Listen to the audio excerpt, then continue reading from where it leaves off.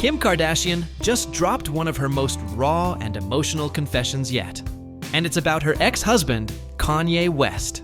In the explosive Season 7 premiere of The Kardashians, Kim didn't just open up about her past.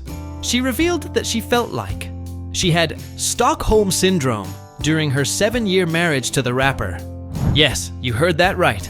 Kim says she felt trapped in a relationship where she was constantly protecting Kanye, even when it came at her own expense. But this time, Kim isn't sugarcoating a thing. Stay tuned, because this episode of FameLine USA breaks down everything Kim said, what she really meant, and how this could redefine her and Kanye's complicated post-divorce dynamic. And before we dive in, make sure you hit that subscribe button, because we've got all the latest Hollywood drama you won't want to miss.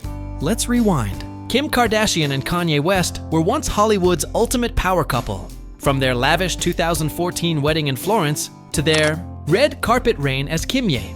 Together, they built an empire of fame, fashion, and family. But behind that glamorous facade was a marriage weighed down by controversy, Kanye's public meltdowns, and endless media scrutiny. After nearly 7 years, Kim filed for divorce in 2021, a move that shocked fans but seemed inevitable after years of emotional exhaustion. The two share 4 children, North, Saint, Chicago, and Psalm. And since their split, co-parenting has been anything but easy. Now, in the newest season of The Kardashians, Kim finally broke her silence on how deeply that relationship affected her, both mentally and physically. During filming for her new Ryan Murphy series All's Fair, where she stars alongside legends like Glenn Close and Sarah Paulson, Kim revealed something stunning. Her psoriasis, which had disappeared after her divorce, recently came back.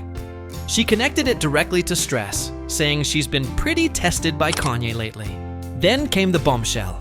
Kim admitted she felt like she had Stockholm Syndrome during their marriage. For those unfamiliar, it's a psychological response where someone begins to feel empathy or attachment toward their abuser or captor. Kim said she spent years feeling responsible for Kanye, always wanting to help him, protect him, and even thinking she should have stuck it out to fix things. But this time, she finally let that guilt go, saying, "This was the first time I didn't feel that responsibility personally." And when she said, "It's a divorce, not a kidnapping," it wasn't just a clapback, it was a cry of freedom.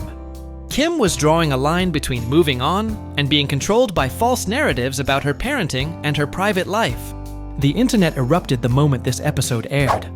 Fans flooded social media with messages of support, calling Kim's comments brave, relatable, and long overdue. Some even applauded her for finally standing up against years of emotional manipulation. Others, however, criticized her timing, arguing she's using Kanye's name for attention or to boost ratings. Celebrity insiders close to the Kardashian family say Kim's remarks weren't meant as a takedown, but rather as a reflection of her healing journey. Even some members of Hollywood's mental health community have praised her honesty for bringing awareness to emotional trauma, something rarely discussed so openly by A-listers. What most people didn't catch is how symbolic Kim's psoriasis mention actually was.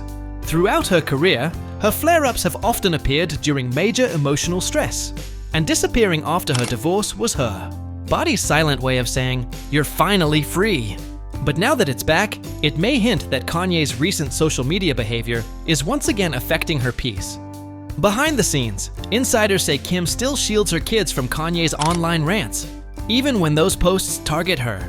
She's reportedly doing everything she can to keep their father's image positive in their eyes. That's where her comment about protecting her kids came from, because as she said, they're going to grow up and see everything. Family therapists and media experts are already weighing in, saying Kim's Stockholm Syndrome reference reveals deep emotional entanglement, the kind that comes from years of walking on eggshells. Others speculate that her choice to speak out publicly might be her way of reclaiming the narrative, one that Kanye's public outbursts have long overshadowed.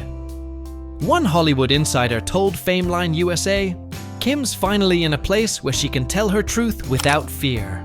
She's not dragging Kanye, she's freeing herself from his shadow. For Kim, this moment marks a major shift, not just as a mother or a celebrity, but as a woman finally stepping out of a toxic cycle. Her openness might shape how the public perceives her strength and redefine her brand beyond just glamour and reality TV. For Kanye, however, it complicates his already fragile public image. Once hailed as a genius, his erratic behavior and online attacks have alienated fans and industry partners alike.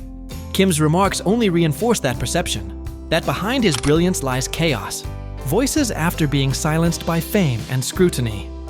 Kim Kardashian's confession about having Stockholm Syndrome isn't just a headline.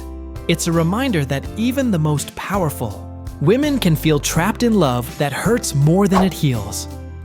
Whether you love or criticize her, Kim's honesty gives us a glimpse into the emotional price of living under the spotlight. But now, we want to hear from you. Do you think Kim is finally free from Kanye's influence? Or will their history always haunt her? Drop your thoughts below, because this conversation is far from over.